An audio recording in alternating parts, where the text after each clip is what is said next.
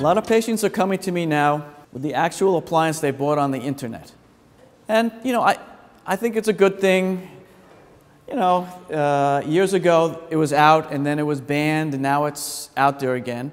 And actually some of you have come to me with quite sophisticated oral appliances, adjustable, that you bought on the internet or through some source. It's very interesting. I think it's a great, if it's positive, if you think, oh yeah, this reduced the snoring, I feel better, I can wear one of these. But I think what would happen is, if you don't fit it properly, you'll get a false negative, and a custom-made oral appliance actually might work for you. You'd get the wrong idea. It's great as a trial appliance. And we used to make very similar appliances that you're buying on the internet for trial appliances. But we know they work. We know that the ones that work are adjustable and are custom-made. This is where it started. These work. They're funny looking, but they work. It actually approaches the tongue, and through suction, it pulls out your tongue, opens the airway. Here's another version. Again, the historical perspective is sort of the theme. These are breathing tubes. It's evolving to almost over-the-counter, stock tongue retaining, one size fits all. This is where they are today. They're packaged so it looks like eventually they're going to be in the pharmacy. I think one participant had this here a few months ago. Here's another one. This was used as a trial. This appliance is probably the newest version of approaching the tongue. You would think it would make you gag. How can you wear this? It's out there with this little hook, holds the tongue, pulls it forward. Advantage is just one arch, if you could tolerate this. One of the newer ones. The early appliances were not adjustable. They were made out of one block together, and to move your jaw forward, you had to cut it and move it. This is one of the first ones. Looks like an internet appliance. Here's one that's at a hard acrylic, solid, a lot of clasps, a lot of hardware. Orthodontics invented this one. So we as dentists, understand the different characteristics in design, soft, hard, adjustable, non-adjustable. This was one of the first ones on the market. This is what I collected when my patient told me he was a sleep physician. All these ads for this snore guard. This was made chair side, you boil it, you fit it right there, and it holds the lower jaw forward by butting up against the lower teeth. This is an interesting appliance. Again, the history. This is way back, late 80s, one piece, had a breathing tube. But interestingly enough, there's also, his mouth is open 12 millimeters. This is another adjustment that we as dentists can adjust and alter and decide where you're going to be. Here's another, I call them boil and bite. You heat them up in hot water, you put them in the mouth, and off you go. Now we're going to talk about the adjustable mandibular repositioners. These are the ones that are more apt to be on the market today, where if you need a little more advancement, it's very easy to do. So this appliance morphed into this one, still boil and bite chair side, but you can take this apart and reconnect it at different places. They all vary how they stay in your mouth. Clasps, soft, hard material, they're all adjustable in different ways. The vertical opening, they vary. Freedom of jaw movement, they vary. And laboratory versus office construction. Here's one of the first adjustable appliances on the market, the Clearway. It had this adjustable screw toward the palate. This worked very nicely, and you would just turn it with a key and adjust the lower jaw forward. Along the same theme, this is the same expansion screw, but put on either side of the jaw. And here we have 14 millimeters opening. Same picture, same picture. Another design, this goes on the lower, butts up against your upper front teeth. Also helps open your nose with these blue tabs. Where did that come from? This. This was sort of a permanent temporary. This no longer is on the market. But this would go on the outside. Doesn't look too comfortable. You have adjustability with rubber bands. Each band is different sizes. This is probably one of the top 3. And this has been out 10 to 12 years. This you're connected, this is the tap.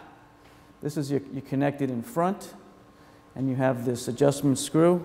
It doesn't look like this anymore, but in theory, your bed partner could actually adjust this while you're sleeping, and you have to really stay on good terms with them, else your jaw would be at your toes. This is what it looks like today. It's hidden, and you have a key. Very effective appliance. Variation on the theme. This appliance probably lasts the longest. This is a titanium hinge, guaranteed for life. We made this out of a special plastic that just never changed. One of the negative aspects to this, you had only 2 millimeter increments with this hinge. This is one of the appliances that's been out the longest. I've probably made more of these than anything else. I really like this appliance. It's simple, it has everything, well tested, and this is the Herbst. This is also morphed into different designs, but basically this is the same.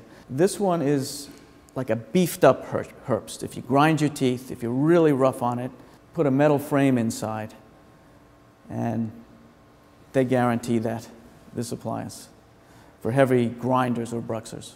This appliance, I'm making more now. I like that it's separate. This is the Somnomed, has a hard and a soft inside, or all hard, a lot less metal, and the adjustability is up in here. So where's the future going? It would be nice for us to know, to make you an appliance and have some confidence that you will be a responder, or it will work for you. We're not there yet, but this is where we'd like to go. So subjectively, I mean, I look at your teeth, look at your tongue, look at your throat, and I give a general prognosis, but objectively it would be nice. We're looking as dentists, we're looking at your bite, the position of your jaws, your midlines, are you a grinder, spaces between your teeth. This is all objective. We're looking at the size of your tongue, whether your tongue is scalloped, gives us an idea of size, the size of your uvula, tonsils, how crowded is your airway. This is a picture of someone who grinds their teeth. These are all worn, and you have these areas up here of notched out teeth. So we're looking at all this. We're looking at your jaw relationship. It's got a chin that's back. Here's just a bite. What kind of bite do you have? Do you look like this? Big tongue, crowded airway. There's not much space here. So one of the machines that possibly can help us predict whether you'll be a responder, it's an echo sonogram. You breathe into this and you get some values of the size of your airway. Pull your lower jaw forward, you breathe, and you see what your graph looks like. I don't know. It's out there. Home diagnostics.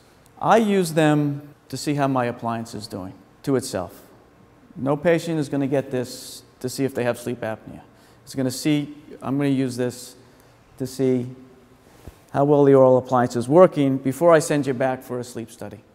Very simple, has 3 or 4 channels, snoring, airflow, it's actually picking up flow limitation, apneas, and oxygen desaturation. I think that's enough. We can see how it's working, and certainly how you feel. There's a lot of these on the market. This one you just wear on your head and it talks to you. Actually, it's doing an EKG as well. This one is the most sophisticated. This is the watch pat. Yes, with everything there's complications and side effects. What are the side effects to the oral appliance? Occlusal changes, what does that mean? It affects your bite, how your teeth come together. We're seeing that in a percentage of patients in various different degrees. This does happen. Usually it's minor, and if the oral appliance is working, you're still going to use the appliance. Jaw pain and discomfort, tooth pain, discomfort, we get that. It's minor. We fix it. It goes away. This is the biggest. This happens. They occur. Most changes are minor, and most of the time you won't even notice it. We don't know. It's correlated to the degree of protrusion, your age, your bite. This is, again, we as dentists are looking into this. We want to know and predict. Today we don't. Years ago we were told, the guy standing up here, the group of dentists, occlusal changes happen, get over it. You know, that's not right. That's not right. We've stepped back from that. Few things that we can do to help. These are just exercises, little devices that you would use in the morning after you take off the appliance to recapture your bite, recapture your muscles. These percentages, I'm not sure still hold. These seem a little high for jaw pain. Tooth pain seem a little high. Compliance. Yeah, this is a rather old slide. This is where we're going. Is it better to wear an appliance, an oral appliance, all night, or a CPAP 4 hours or 5 hours? I don't know. The physicians seem to think that CPAP for 4 or 5 hours is adequate. Oral appliance for longer might be better. We're looking at this. New trend, using both the CPAP and the oral appliance. This is not new. This is the OPAP. This actually delivers CPAP in the mouth. I thought this would really catch on. It hasn't. It's very hard to deliver air in the throat. But they're still making these devices. This is a dental device that holds your nasal pillows, so you can get rid of some of the straps. Now here we're going, this is an early version of both the oral appliance and CPAP therapy. This is with the TAP appliance, the newer version. We dentists can take impressions. This is another new area, making custom CPAP masks, possibility, you know, to do that. That's rather new. New, not new. Again, the future of the oral appliance, compliance. So I've touched on that a little bit. Vertical adjustment. We don't know too much about how far to keep your jaws apart. So we have research going on trying to figure out what the optimum vertical height. There have been times where the oral appliance hasn't been working and I've opened it so you can't close your mouth as much. Success. Combination therapy, predicting responders. You know, there was an article about dentistry and x-rays and CAT scans. A little bit about imaging of the upper airway. That's happening as well. Personally, it's a high dose. To what end? Not proven yet. Another use for our CAT scans in the office. Thank you.